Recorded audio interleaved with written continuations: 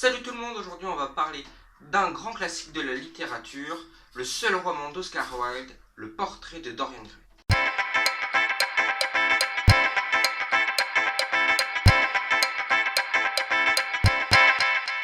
Donc pour ceux qui ne le savent pas, Oscar Wilde ressemble à ça.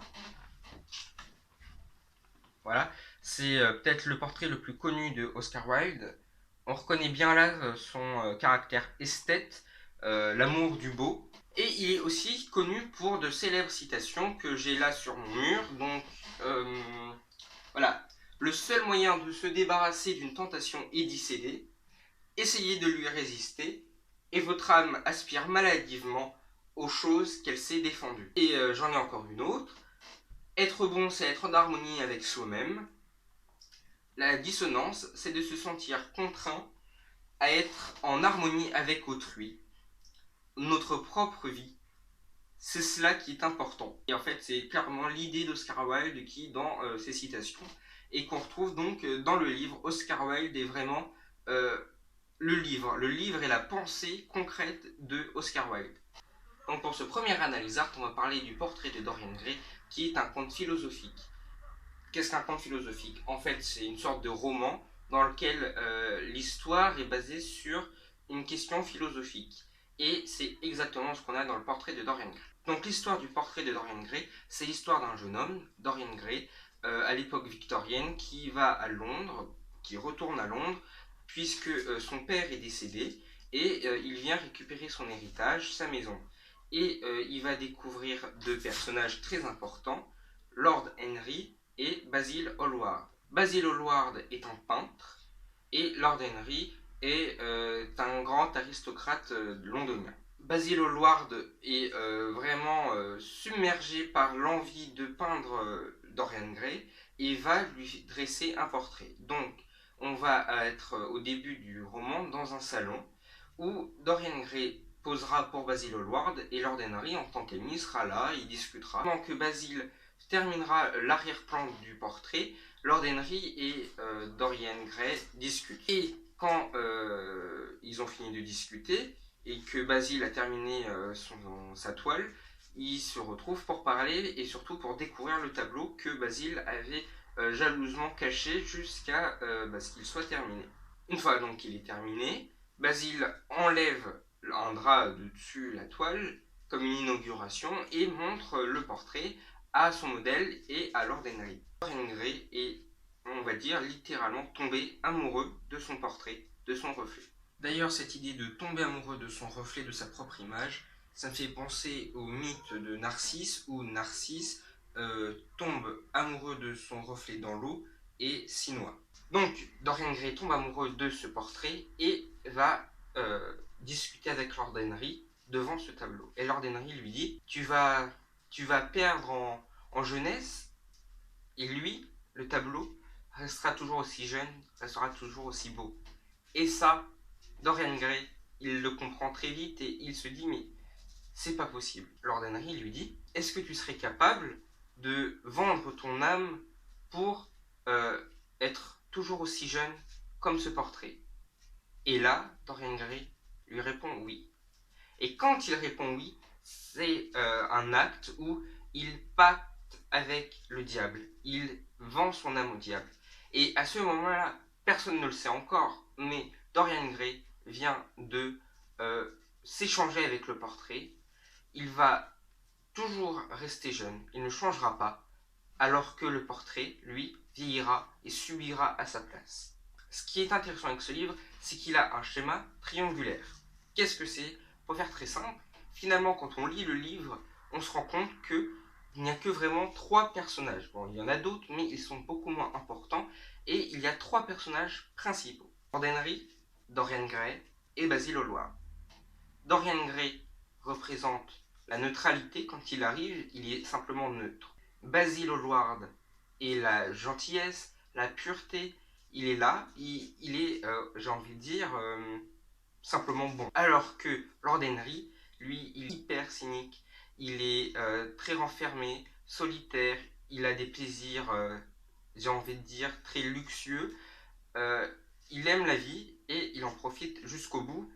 et même parfois ça peut être assez malsain. En fait, ce qu'il faut imaginer, c'est Dorian Gray au milieu, Basil Hallward d'un côté et Lord Henry de l'autre. Donc ce schéma en triangle, on va le décomposer pour avoir un schéma linéaire. Dorian Gray étant le personnage principal, le personnage central, il sera au milieu, évidemment. Et cette construction peut être vue comme la conscience de Dorian Gray, qui est donc au milieu, et comme on a cette image du diable et de l'ange sur les épaules, c'est exactement la même idée qu'on a là. Et ce schéma du bien et le mal, ça fait tout de suite penser à une représentation théologique. Je vous préviens tout de suite, si vous comptez lire le livre, je vous conseille de le lire et de revenir sur la vidéo après. Dorian Gray va faire des choses terribles dans sa jeunesse et il va tromper, il va tuer, mais on s'en en parle après. Il va vraiment devenir mauvais. Mais il a toujours Basil Hallward qui est là et qui lui apporte de la bonté.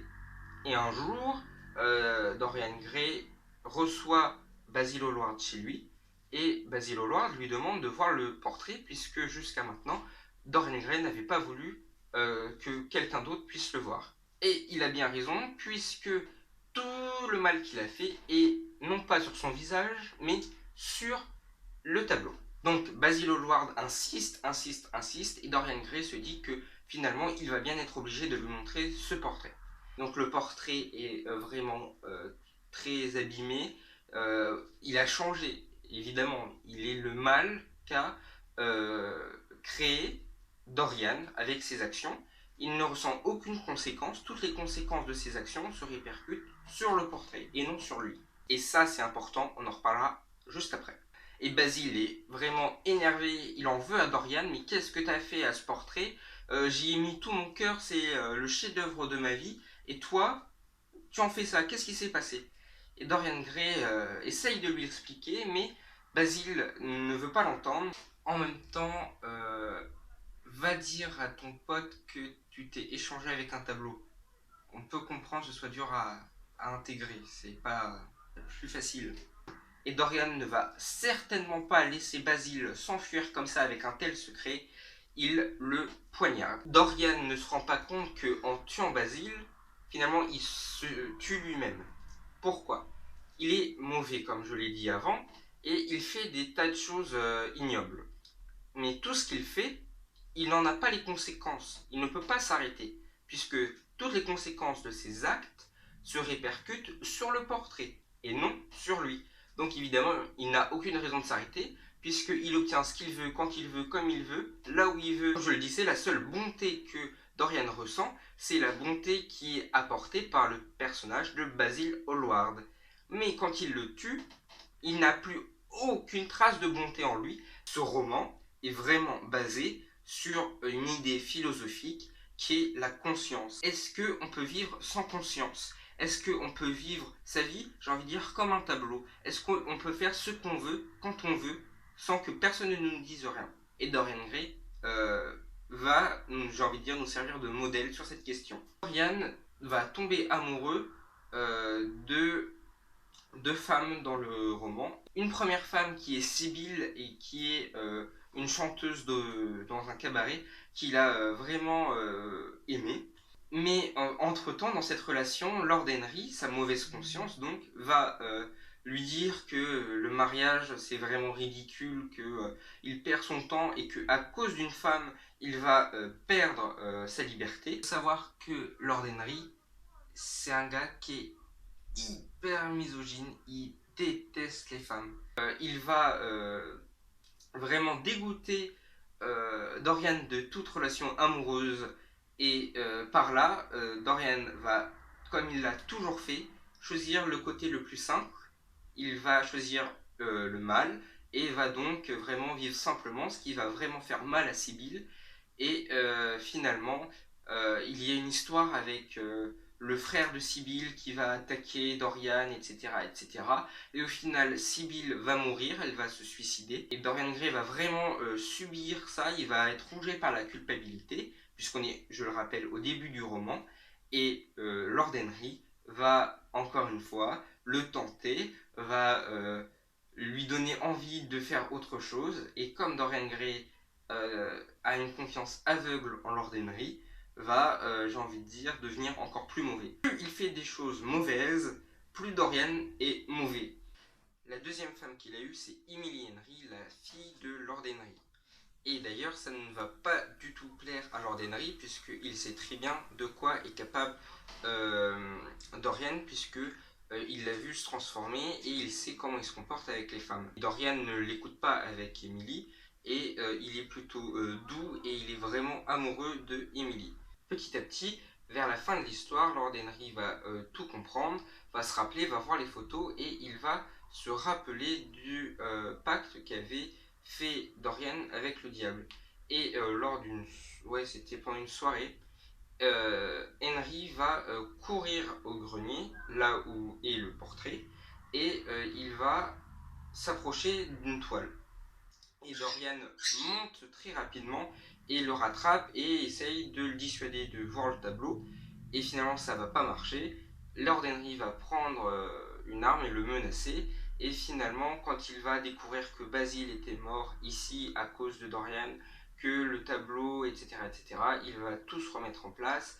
Et Lord Henry va prendre une lanterne et va brûler le tableau, enfermer Dorian derrière la barrière qu'il avait fait construire, et Lord Henry va s'en aller. Et en s'en allant, il croise Emily et il lui dit que il faut pas y retourner, etc., etc. Mais elle s'obstine, elle veut le sortir de là, etc., etc. Et finalement, Dorian va mourir et va s'échanger avec le tableau. Le tableau va retrouver son apparence première où il est beau, etc. Dorian va mourir, donc brûlé, avec le visage qu'avait le portrait avant qu'il soit brûlé. Donc tout va se remettre en ordre et l'histoire va se terminer comme ça. Dans le roman, c'est Dorian qui monte et il découvre la toile et donc comme il avait pris conscience que c'est à cause du tableau tout ça, il se rend compte que le tableau est encore plus moche et il se rend compte que voilà, il faut le détruire. Et donc il est extrêmement en colère, etc. Il se rend compte que toute sa vie n'est basée que sur un mensonge finalement, et il va prendre le poignard avec lequel il avait poignardé Basil, et Oscar Wilde écrit: comme il l'avait fait avec le peintre, il le fera avec l'œuvre du peintre. Donc il a poignardé le peintre et il poignarde le tableau, l'œuvre du peintre. Et il écrit, Oscar Wilde écrit que on entend un bruit sourd tomber, et là les gens montent, vérifient, il est bien mort, c'est horrible, etc. Tout le monde comprend la fin. Donc voilà, c'est déjà la fin de cette vidéo. C'était le premier Analysart. J'espère que ça vous a plu. Moi, ça m'a vraiment fait plaisir de pouvoir vous partager encore une fois ma passion pour l'art et aussi l'affection que j'ai pour ce livre qui est donc le portrait de Dorian Gray. Je vous invite donc à voir le film et à lire le livre, évidemment. Abonnez-vous à ma chaîne YouTube avec le bouton s'abonner qui est juste en dessous. Suivez-moi sur Facebook et sur Twitter. Comme ça, vous avez des petites infos en plus par rapport à la chaîne. Et visitez évidemment le Padlet pour avoir des infos correspondant à cette vidéo. Mais il y a aussi les Padlets des autres vidéos. À la prochaine!